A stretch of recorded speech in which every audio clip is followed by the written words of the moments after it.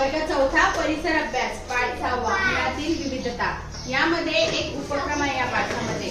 तर त्या उपक्रमाअंतर्गत फळ विक्रेत्यांची मुलाखत आपल्या वर्गातील इयत्ता चौथीतील विद्यार्थी कुमारी समृद्धी व्यापारी घेत आहे फळ विक्रेत्यांची मुलाखत। तर बघूया हे फळ कुठून आणतात ते पण आपल्याला समजेल।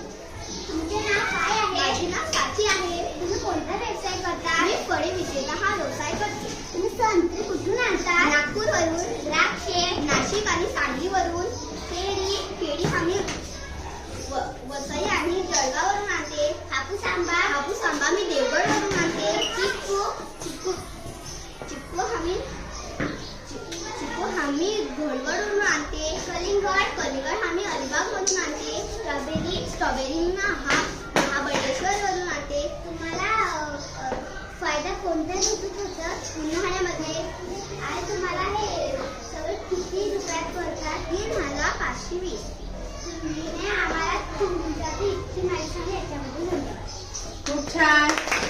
बघा या विद्यार्थ्यांनी मुलाखत घेतली, प्रश्न विचारले आणि कोणतं फळ कुठून येतं, कोणत्या भागामध्ये कोणत्या ठिकाणी जास्त पिकलं जातं हे सुद्धा आपल्याला त्याच्यातून समजलं।